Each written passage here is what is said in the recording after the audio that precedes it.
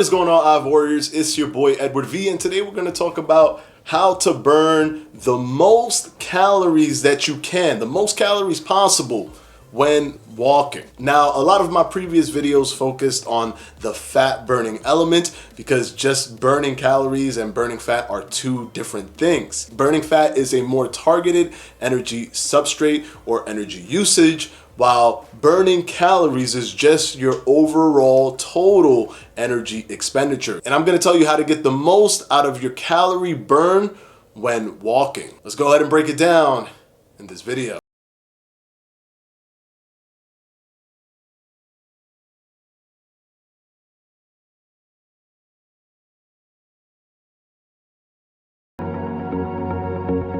Alright guys, quickly before we start, this video is brought to you by yours truly, Fledge Fitness and the Fledge Fitness Jump Rope. If you haven't gotten yours yet, what are you waiting for? With an ergonomic design, aluminum handle, and swivel design, you can't go wrong with the Fledge Fitness Jump Rope. Only $16.50. You can click on the top right hand corner of this video or down in the description box below. And of course, as always guys, thank you for your support. Now, let's go ahead and jump right into the video. It's no secret that although walking may be more convenient, although walking may be one of the more safer versions of exercise, of cardio, it does come with its limitations. Yes, you are not going above that limit where you may be burning more muscle over burning body fat. It's more targeted because of the slow pacing and the fact that you're not overexerting yourself, so you're not burning glycogen. You're kind of going under the glycogen and slowly burning fat, but it comes with some of its weaknesses, which come in the form of the actual energy expenditure. You are burning more fat, but because of the energy expenditure, sometimes you're required to do more for longer than with other exercises. But I'm going to tell you how to get the most out of walking, because walking still has its own inherent benefits in terms of the emerging science that they're doing now with heart health and stepping and walking, as well as just the comfort of doing something that's safe, that has a low negligible injury risk, and that pretty much anyone who's looking to work out or do some type of exercise can apply. So how do you get the most out of it in terms of energy burn? We know that it targets body fat and it specifies that substrate more than anything else, but what about just the calorie burn? So the first thing that you want to take note of is, if you're going to walk, try your best to walk up a hill. You need to create some sort of resistance. The best case scenario for walking up a hill is actually walking up a hill continuously non-stop. And the only real way to do this is to walk on a treadmill with about a 7% incline and just walk for about 1 hour. If you do this, the average person height and weight can lose up to 800, almost even 1,000 calories because of the intensity of the uphill walk, with the continuity of never stopping that uphill walk. So if you're a treadmill guy or girl and you want to get on a treadmill and walk, I highly recommend putting it on an incline and going up that hill for about an hour or so, or maybe 30 minutes to an hour. It's up to you. If you do 30 minutes, it can burn up to 500 calories, which is still a very good amount when you take into account that you are simply just walking. You can cut the time shorter and you can burn more calories, or you can make it as long as you want and burn a lot more calories. It's all up to you. Another thing that you want to do is you want to add weights, but hear me out. You don't want to add weights in the way that normally someone would think, hey, how could I add weight? Oh, I'll just grab some 5-pound dumbbells and just walk with those. You can do that if that's the only case scenario for you. If that's the only resource for you, then fine. But just keep in mind that doing that does throw off your balance a little bit and can elevate the potential injury risk for things like your shoulders, because you're walking with these weights on your hands. You want to kind of get something that helps you actually disperse the weight more evenly or put it in places that have more strength. For example, ankle weights. You can go ahead and put ankle weights while you're walking. That definitely helps because it's in a very good position right on your ankles. And then when you're walking, you're lifting your legs, you're feeling that resistance. And one of the key elements of metabolic adaptation, which is when you lose weight and you kind of plateau in terms of the energy expenditure, and then you have to reduce your energy intake. A lot of that comes from the fact that you have lost weight and you are carrying less weight around. And because you're carrying less weight around, you're actually exerting less energy. And this less energy output is compounding over time. So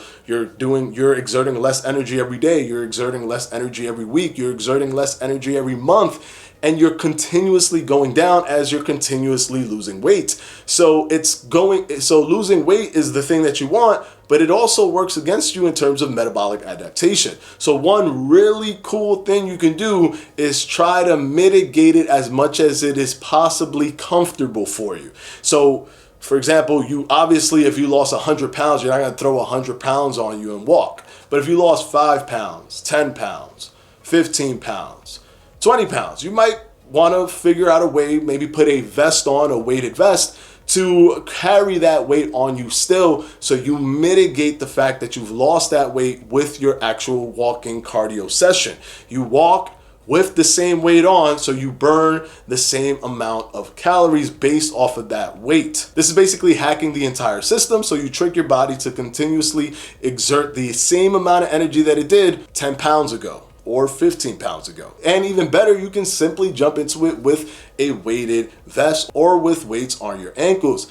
Please keep in mind to be as safe as possible, and if it's already uncomfortable for you to walk and you are severely overweight, you still probably want to lose that weight first before you start actually putting on weights to your body, just to be on the safe side. But anyone from overweight and below can go ahead and add some weight. Another thing that you can do is that you can actually implement interval walking. So there are multiple speeds of walking. There's just strolling, there's brisk, there's power walking, there's race walking. So what you want to do is you want to at least go from brisk to power and back again. So you want to probably do maybe 2 minutes or 3 minutes of brisk walking and then 1 minute of speed walking. 3 minutes of brisk walking, 1 minute of speed walking. Continue this going back and forth, constantly doing this. Create an interval system with something that you're listening to, some type of device or whatever you're using. There's the Nike app or any other application that creates that interval system for you and tells you that your minute is coming up or your 2 minute